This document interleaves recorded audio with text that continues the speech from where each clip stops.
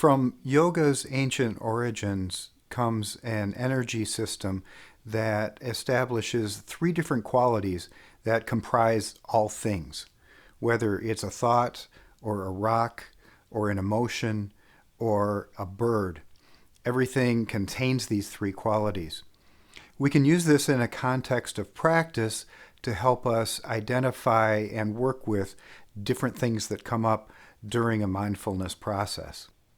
Today, we're going to investigate the three gunas and then apply them to practice, identifying experience through the lens of these three qualities.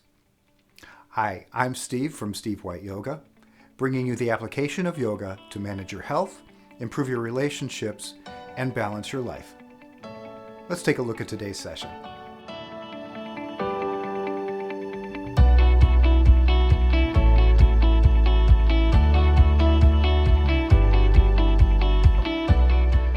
Okay, so let me go back to the slides and we can just talk about this process viewed from the standpoint of yoga called gunas.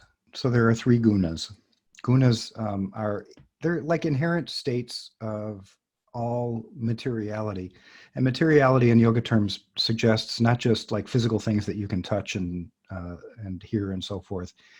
It includes anything that is a thing. Anything that has a name is called material, is considered materiality. So an idea, an emotion, uh, a dream, these are all still within the realm of materiality.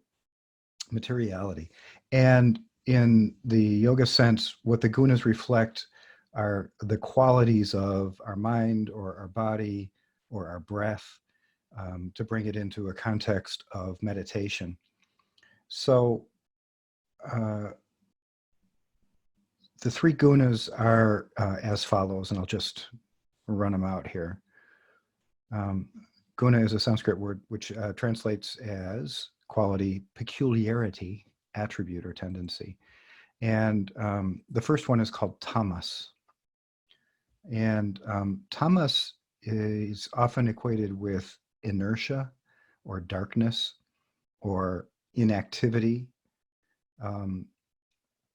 They would say in the tradition that tamas manifests from our ignorance, from our inability to see the light, to put it in a framework. Tamasic qualities would include like laziness or attachment, unhealthy attachment, depression, helplessness, guilt, addiction is a quality of tamas, apathy, grief. So these are, most of these are not particularly good attributes by most people's standards, but tamas also needs to be present for healing and for some sense of stability and some sense of grounding. So everything has tamas in it, and the amount of tamas that it has varies from thing to thing and from stage to stage. Rajas is the next one, Rajas, which suggests energy and action and movement and qualities like anxiety and fear and irritation and worry. Anybody relate? Restlessness. Determination comes from rajas. So rajas is a quality which supports transformation. So the first one is about sort of grounding and those qualities associated with inertia. The second is about action and the qualities associated with change or with transformation. And then the third quality is what we're really all hopefully seeking, if we're seeking something in life greater than ourselves. And it's called sattva. And sattva is that place of or state of harmony or balance. As you move toward a more sattvic state, you start to reduce the amount of rajas and the amount of tamas. So the amount of action, the amount of inertia falls away as we come into this sort of state of happiness, of peace, wellness, love, I mean, true love, agape kind of love, is comes from sattva, equanimity, focus. So a lot of the things that we're looking for in a mindfulness practice, perhaps. So that is the sort of tradition of yoga. So this is a form, or this is a quote from a very famous guy in the yoga world, and anyone who's ever taken a yoga teacher training knows who he is, because he's highly influential in modern yoga. His name is Desikachar. Most people will call him TKV Desikachar. And in fact, both lineages really that I've done all of my training in ultimately lead back through him. But he says that recognition of confusion is a form of clarity. The suggestion being that if you realize that something's going wrong or going on, even if it's wrong, then you're still realizing something. You still have some awareness of what is currently happening, what's in the now. So um, there's nothing wrong with taking a peek at yourself and not getting it or not feeling anything. There's nothing wrong with appreciating for the first or for the thousandth time that, you know, your life or you or whatever is kind of messy. But what's really important is that you are taking the opportunity to be right here and right now, and that you're willing to look and you're willing to see. And so if what you see is confusion, then so be it. At least you're seeing. So then we let the practice um, individually in practices and over time sort of take care of whatever happens next. So working toward that state of presence is the most important thing. All right, let's do a practice, shall we? So settle in and have some sense of the seat that you're on, whatever that might be. You might even notice your left sitting bone and your right sitting bone.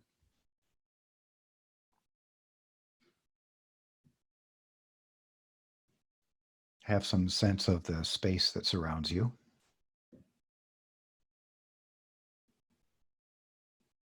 Have some sense of your body being a part of this space.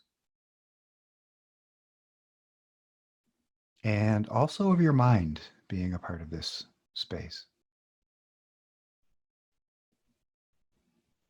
It's a funny thing. There have been very succinct definitions of the mind through history in a lot of spiritual traditions, including yoga, but in the modern scientific world, it's still a little hard to get a good definition of what mind really is. Let's see if you can find your mind here in this space.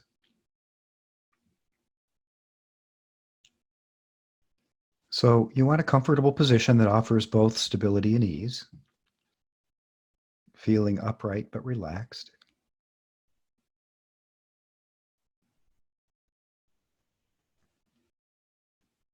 And then have a little fuller sense of your surroundings, of your environment.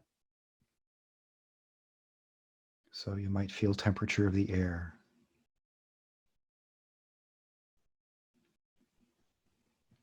Maybe you feel some movement of air. Appreciate sounds.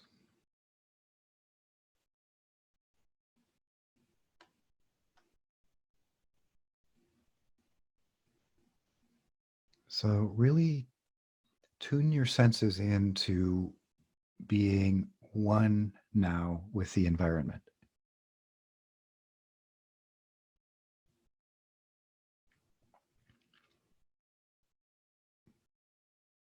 And then through your senses, there's no right or wrong to this. Just notice what to you feels tamasic, what feels heavy or material or solid, stable.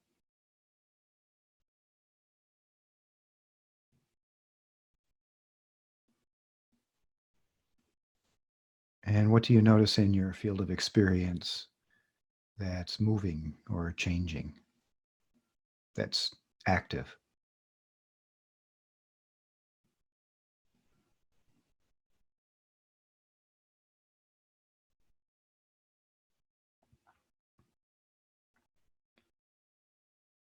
And maybe you can sense some sattva in your experience, in your field of awareness, anything that's balanced or harmonious or serene.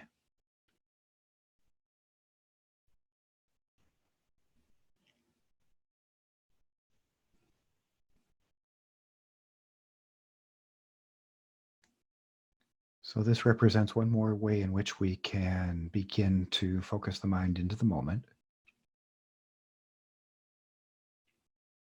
And so now we'll come to anchors and first start with the breath. So, would you bring or begin to come into correspondence with your breath? You don't need to change anything. Just land your awareness on the moment and the movement of air in and out of your body.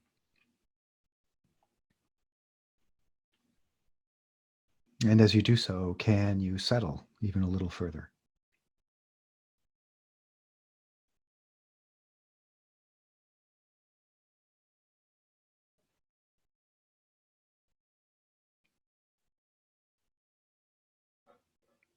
When your thoughts begin to grab hold and to move your awareness, just notice and come back to the hub, come back to the moment, and back into the breath.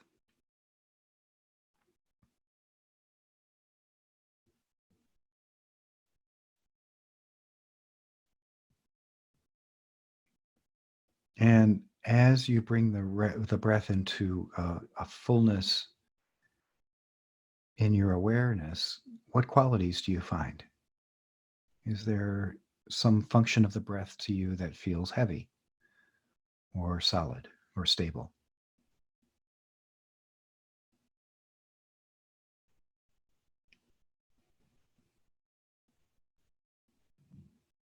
What seems rajasic, moving, changing, active?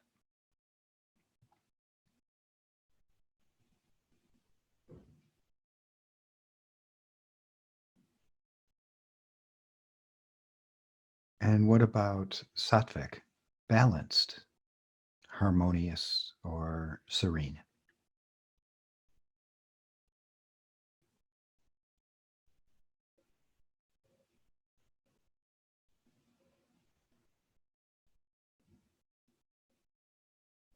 Well, we're identifying qualities that speak to our experience of the breath. It's not necessary to carry that any further and turn it into an investigation or a analysis.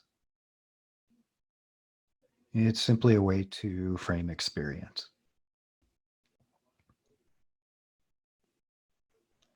So now bring your attention to sound for a bit, to your experience of the vibration that's captured by your inner ears.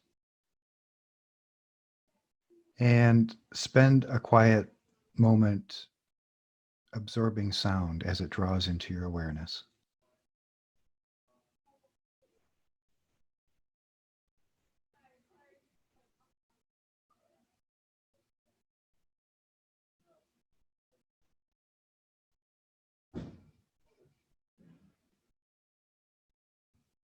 Where do you find sound to be solid or stable or maybe even heavy?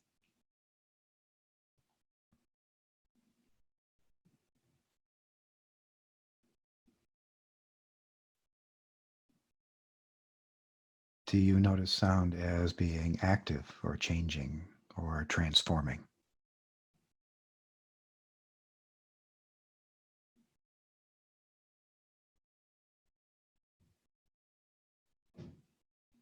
And maybe you experience sound as sattva, harmonious, peaceful, delightful.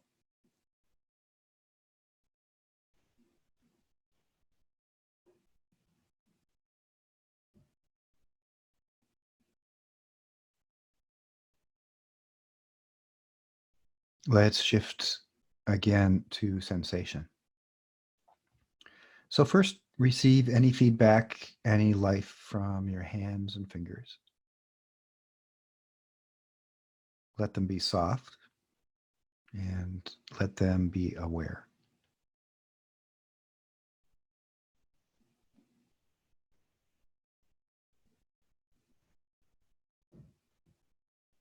And then look for qualities.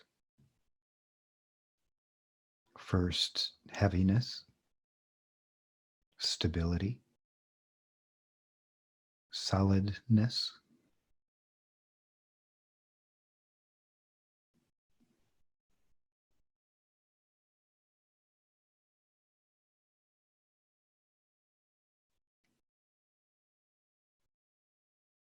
Can you sense movement, change, activity?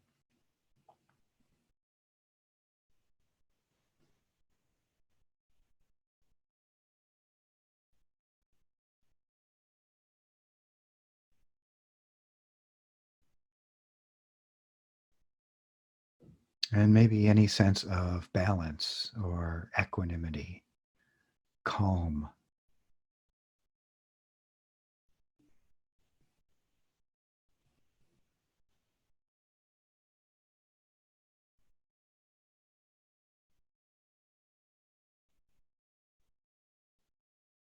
Now, can you bring into your field your whole body, widening your field of awareness to have a sense of as much of this full being, this person sitting in this space, part of this space?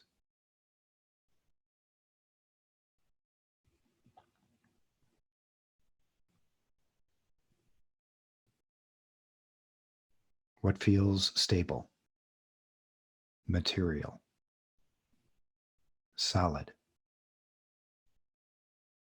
maybe even dark?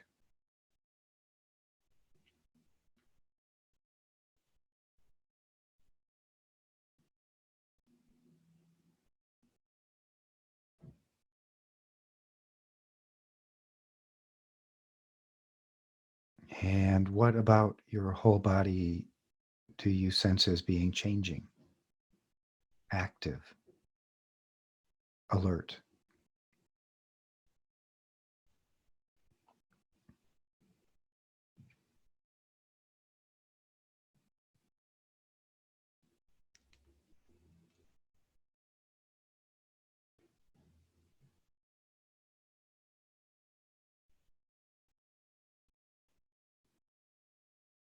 And how about harmonious, serene, or balanced?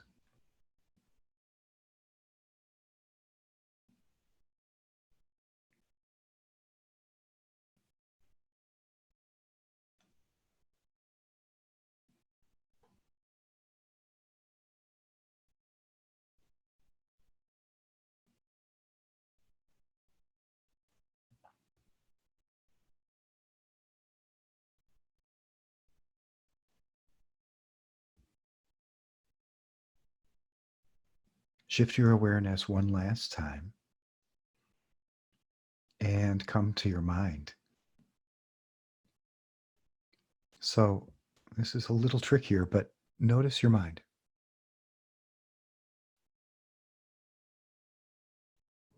The instrument, as they would say in yoga, through which all experience is to be received.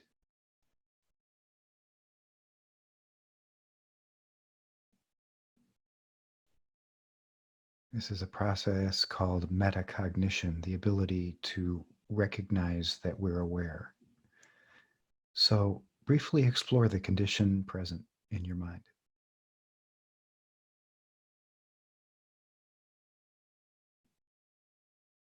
So, perhaps you experience clarity, fulfillment, cheerfulness,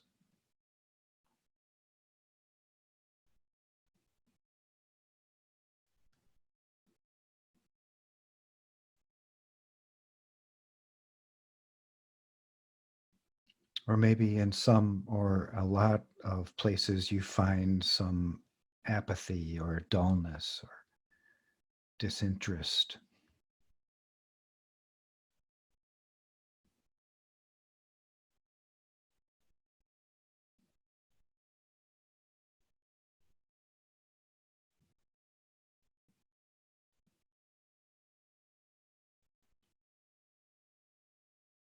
Do you notice activity like impatience or anxiety?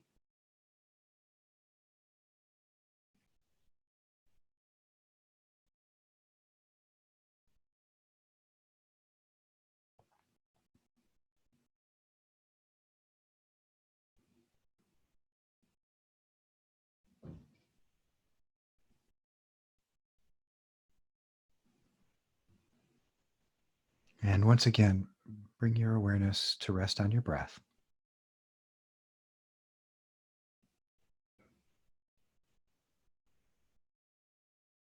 Find some ease in the in breath and the out breath.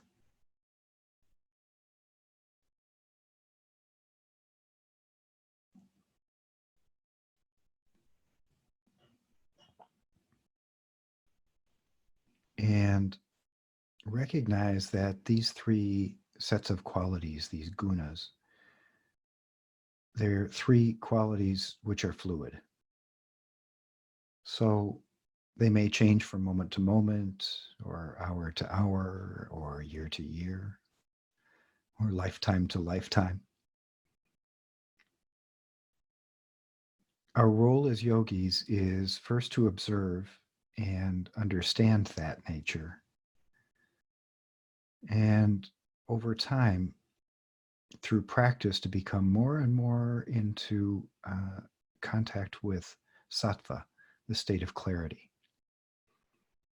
which reveals our capacity for inner joy, for contentment, for self control, for gratitude,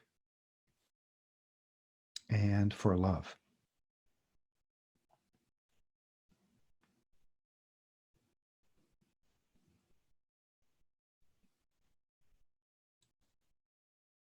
And you can relax your efforts.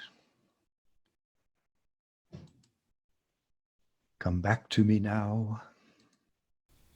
I hope you found value in today's session. Please join us again next time. We'll do some more practices dealing with mindfulness and its applications with yoga. Thanks for joining us.